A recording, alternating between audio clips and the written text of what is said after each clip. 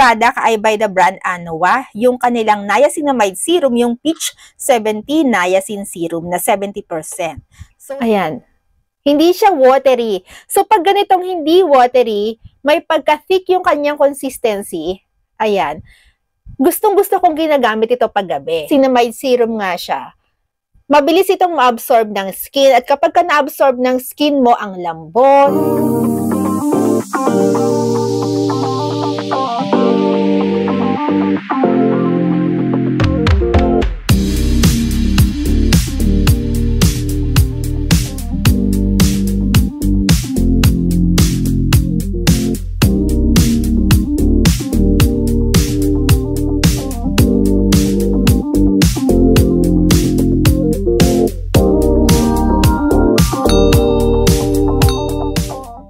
Hello my loves! Welcome back sa aking channel at para naman sa mga taong hindi pa nakakilala sa akin, ako po si Ganang Pilipina sa Espanya. Welcome to my YouTube channel.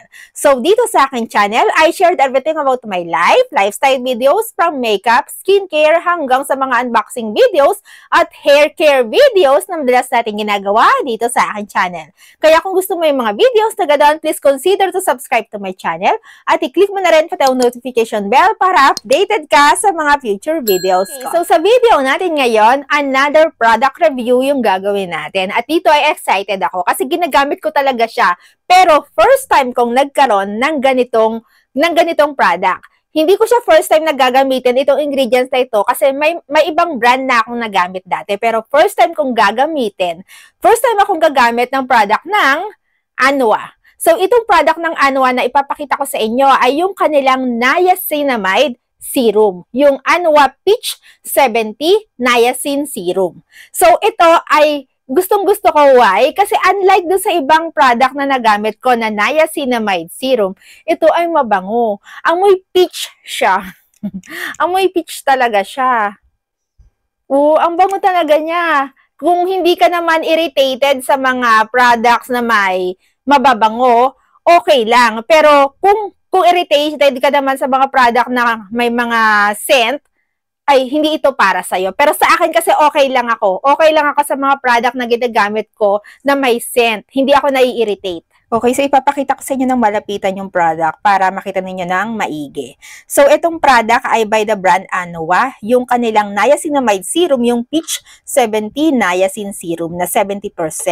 So, sa back, ayan, naka-Korean kasi siya, so hindi mo siya maintindihan, pero made in Korea siya. Doon kasi sa kanilang website, naka-English naman ito, kaya nabasa ko talaga siya kung para saan siya. And then, ito yung kanyang box. Simple lang, may pagka peach and pink yung kanyang box. Ang ganda. And then, sa back, nakalagay yung kanyang mga ingredients.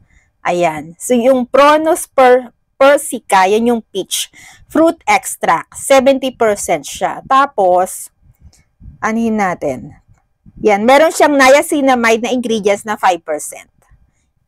So, sabi ko nga kanina, hindi ako bago sa paggamit ng niacinamide serum. Pero first time kong gumamit ng may peach. So, first time ko rin gumamit ng nasa clear na glass bottle. So, yung mga iba ko kasing ginamit ay nasa dark and 50 ml na bottle or 30 ml. Pero laging nasa dark bottle talaga siya.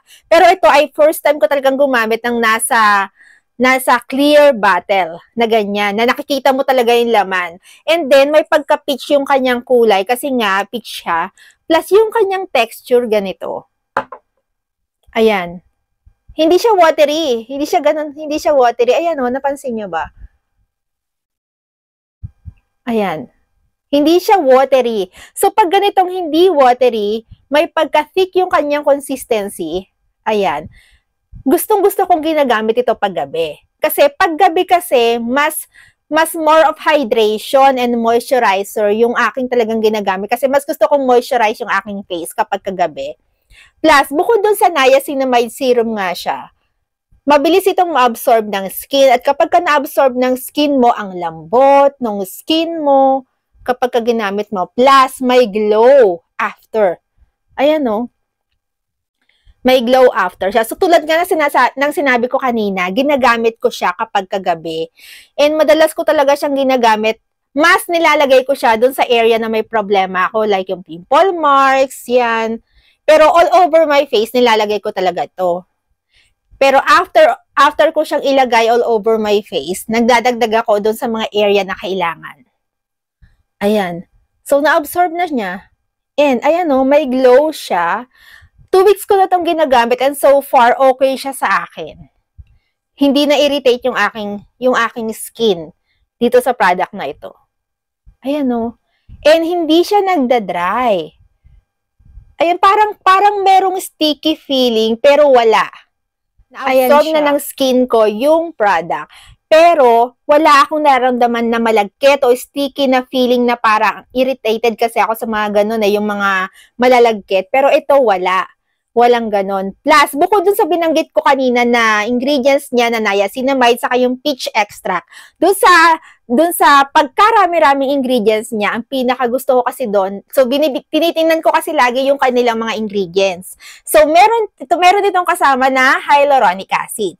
So, yung hyaluronic acid ang nagagawa no na ibinabalik niya yung moisture and hydration na minsan kasi nawawala talaga yon sa skin mo. Na kapag gumagamit ka ng mga skincare na tulad nito, na ibabalik yon. Hindi ko alam sa iba, pero sa akin kasi yung skin ko ay may combination skin ako. Oily to combination skin yung aking skin type.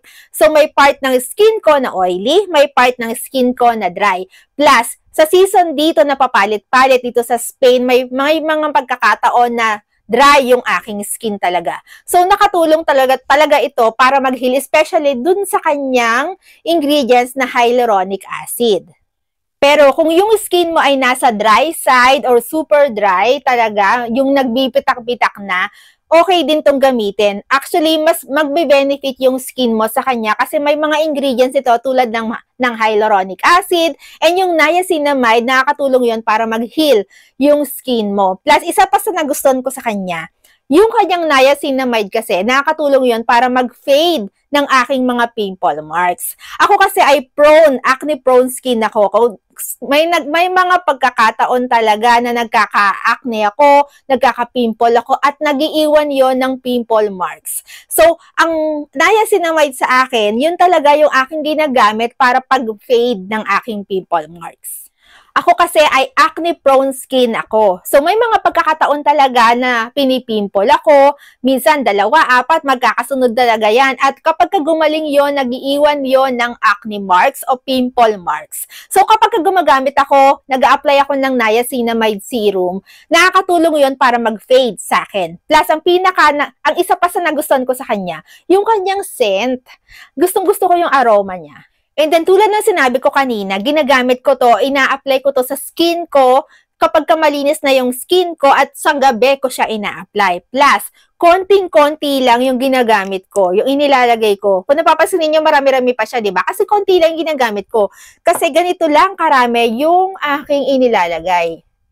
Ganyan lang. And then, i-spread out ko na yan sa buong face ko. Ganun lang. Kaya, matipid siyang gamitin. Hindi siya yung tulad ng ibang serum na kailangan marami kang ilagay para mag-work yung results niya makita mo. Ito hindi. Konti lang, okay na.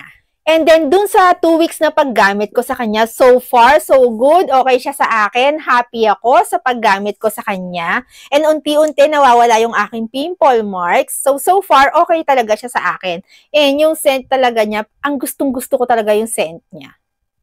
Alright, my loves, thank you for watching. I hope you like it. And if you like this video, please don't forget to give me a thumbs up. At pwede mong i-share itong ating video sa mga taong tingin mo ay nangangailangan. Pero tulad ng dati, bago tayo magtapos, kung bago ka dito sa aking channel, please subscribe to my channel at i-click mo na rin pati yung notification bell. At huwag mo kalimutang i-click ang all after ng notification bell para updated ka at wala ka mamiss sa mga susunod ko pang videos.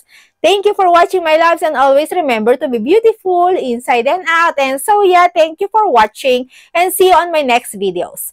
Bye, my loves! Thank you!